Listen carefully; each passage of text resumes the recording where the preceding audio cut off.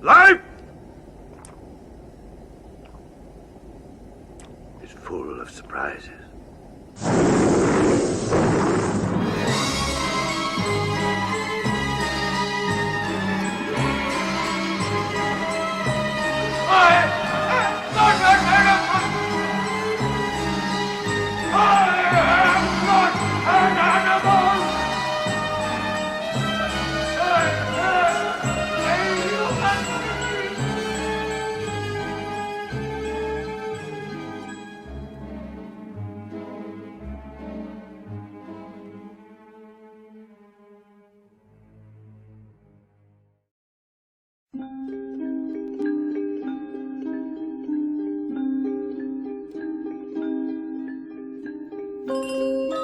Joseph Merrick lived one of the most absurd lives in history. Born August 5th of 1862, Joseph had a normal infancy, but around the time of his 5th birthday, his life began to take a strange turn. Young Merrick's skin started to gain lumps that increased in size, and his bones started to change shape as well. Merrick's lumpy skin continued to grow and hang off his body in large spongy clumps while his bones mutated and warped, permanently changing his posture and limiting his mobility. These abnormalities would eventually cover his entire body. Gawkers thought his skin resembled that of an elephant's, and as his reputation grew, Joseph Merrick faded into obscurity and Elephant Man was born.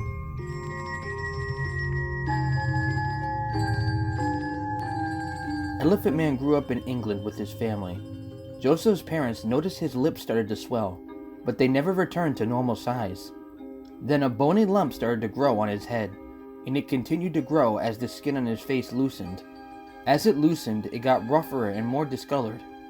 Eventually, it began to look the same color as an elephant's skin, and the enormous growth on his face was dubbed by a trunk by onlookers. The growths continued to spring up in various places around his body. Over time, his head swelled to a staggering 3 feet in circumference. Most of this size was attributed to his spongy skin growth, but later tests showed his skull had also mutated. These changes impacted his jaw as well as making him almost completely unable to show facial expressions. Over time, his affliction even robbed him of his ability to speak clearly. Essentially, he became trapped in his own painful body. Perhaps in some cosmic gesture of kindness, Joseph's left arm was virtually untouched and normal. This allowed him some limited functionality and the ability to communicate through writing. But it was only a small grace. His other arm unfortunately swelled to over a foot in circumference, and his hand began to look like a fin. Joseph's disease spread to his legs where they developed similar growths to his arm, making him practically unable to wear shoes. But it didn't stop there. The mysterious illness that plagued his whole body moved his hips where it offset them and severely limited his ability to walk, forcing Elephant Man to walk with a cane. The crackpot doctors at the time told the boy that his condition was caused by his mother getting scared by a circus elephant when she was pregnant.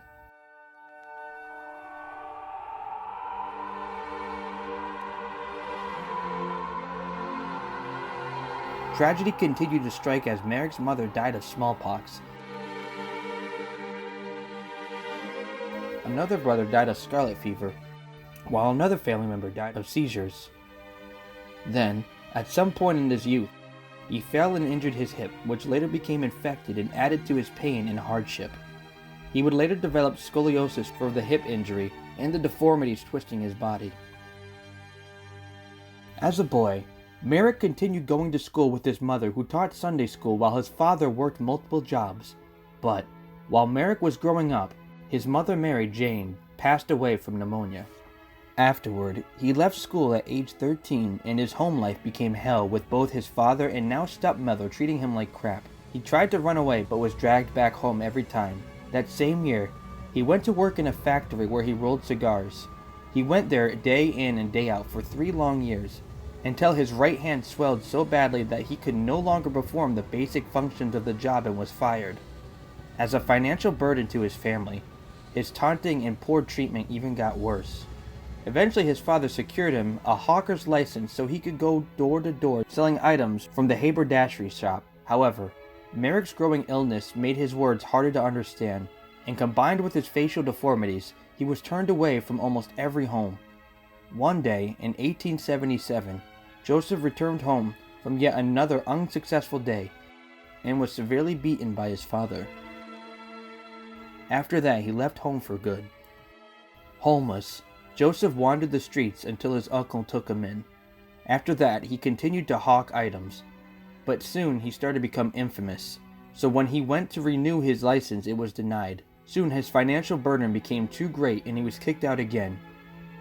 And then he joined the Leicester Union Workhouse. There he was assigned living quarters and food rations based on his class assignment. There were 1,180 residents at the workhouse, and life was hell for him there. He said, quote, "I was taunted and sneered at so that I could not go home to my meals, and used to stay in the streets with a hungry belly rather than return for anything to eat. What few meals I did have, I was taunted with the remark, 'That's more than you have earned.'" After 12 weeks, he voluntarily left, but was forced to return when he couldn't find work. This would be his home for the next 4 years. People thought he was a monster. They feared him and rebuked him, even though he was a kind soul just trying to make it in this harsh world. In 1882, he got surgery on his face at the workhouse infirmary, where a large part of the mass on his face was removed to help him talk and eat more easily. Eventually, he found work as a human novelty performer. Sam Torr allowed Merrick to travel with the group from the music hall. He was advertised as half a man and half an elephant, and he traveled as a human curiosity. Eventually, he was deemed too monstrous to continue to be exhibited on a tour, so he was given a room on an empty shop on Whitechapel Road. There, he had an iron bed with a curtain around it. The shop was decorated with posters, and they began a new routine with moderate success. During one of his shows, a man in the audience took a peculiar interest in Merrick. A physician from London, Frederick Treves, was shocked and intrigued by Elephant Man's disfigurement. After meeting with Merrick, Frederick convinced him to voluntarily admit himself to London Hospital in 1886. Under the care of Frederick and the rest of the hospital staff, Merrick hoped he would be able to regain some functionality. The staff hoped to understand and possibly even treat some of Merrick's symptoms. Could they reduce his pain, remove some of his growths, or slow their progression? While staying at the London Hospital, Joseph wouldn't be subject to ridicule like he was in the circus, but he was still unable to live normally, and London Hospital is where he would stay until he breathed his last breath. While London Hospital was one of the premier hospitals in Europe, they were initially unequipped to handle long-term care for him, but more troublesome than that, they didn't know what was causing Joseph's elephant-like mutations. London Hospital lacked experts on chronic conditions of this magnitude, so they sent a letter out to hospitals near and far, asking them if they can open their doors to Joseph and provide him the care that he never received during his harsh life. No hospitals answered the call. Although Merrick was stuck at London Hospital, the staff's attempt to find him a better home gained traction. Soon, almost everyone in London knew of the Elephant Man, and the news continued to spread. Through this boost to his fame, a number of famous people came to visit him in the hospital, including Alexandra, Princess of Wales. A few years after Joseph Merrick was admitted to London Hospital, he died on April 11th of 1890 at the age of 27. Sadly, his affliction didn't lead to any organ failure or causes you might expect. Instead, he died from an unforeseen side effect: accidental suffocation. Joseph's unique biology essentially smothered him without waking him up from his sleep. He simply passed away quietly into the night. So what caused Joseph Merrick to transform into the Elephant Man? In the hospital, they found his skin was covered in papillomae, which are wart-like growths that smelled unlike regular skin. In a somewhat happy twist, other than the damage to his bones and appearance, his overall health was considered good. Initially, he was thought to have neurofibromatosis, a genetic disorder that spawns tumors on nerve tissue which spreads to the brain and spine. However, since Elephant Man's affliction seemed to be targeting his bones and skin, that theory didn't seem to hold up. The other possibility was Proteus syndrome, a very rare condition that causes bone and skin growth, though most cases aren't anywhere as close to the level of the Elephant Man. In the century following his death, the story of Joseph Merrick, the Elephant Man, captivated the imagination of people all around the globe. Bernard Pomerantz wrote a play about Merrick in 1977 that debuted at the London Hampstead Theatre. 2 years later, the play would run off-Broadway and would go on to run at the National Theatre in London, the theatre at St. Peter's, and finally on Broadway itself at the Booth Theatre. The Broadway version was directed by Jack Hofstas, who won a Tony Award for his work. Some incredibly famous actors even had roles in The Elephant Man, including Bradley Cooper, legendary singer, songwriter, and performer David Bowie, and even Luke Skywalker himself, Mark Hamill. In a decision to protect the memory of Joseph, the play explicitly instructs the actors playing Joseph to use no makeup or props and simply act out elements like his limp to leave his appearance up to the imagination of the audience. The play closed in 1981 after a staggering 916 performances. Then, in 1980, enigmatic figures in film history adapted Joseph's life to the big screen.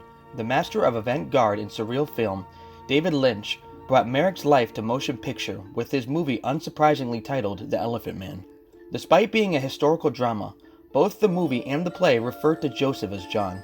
The film featured iconic stars like John Hurt and Anthony Hopkins, who played the deranged Hannibal Lecter from Silence of the Lambs, and more recently also acted in the Thor series. Lynch's adaptation of Merrick's life was a huge success, grossing 5 times its production cost, and netting 8 Academy Award nominations. It won 3 British Academy Film and Television Awards, a French César Award, and it was nominated for the Golden Globes. Unlike the play, Lynch decided to depict Joseph's face and limb alignments. The special effects makeup work was so groundbreaking, it caused the Academy of Motion Picture Arts and Sciences to add a category for Best Makeup. The film is widely credited as one of the most accurate depictions of Merrick's life, showing his kind side, while also showing how society treated him like a monster. After Joseph Merrick died, his gravesite was unknown to prevent possible harassment. Recently, it was discovered that he was laid to rest in the same cemetery where 2 of Jack the Ripper's victims were also buried, adding to the mysterious legend of the Elephant Man. UK officials added a plague to commemorate the life of medicine's most enigmatic figures, the misunderstood and absurd Elephant Man.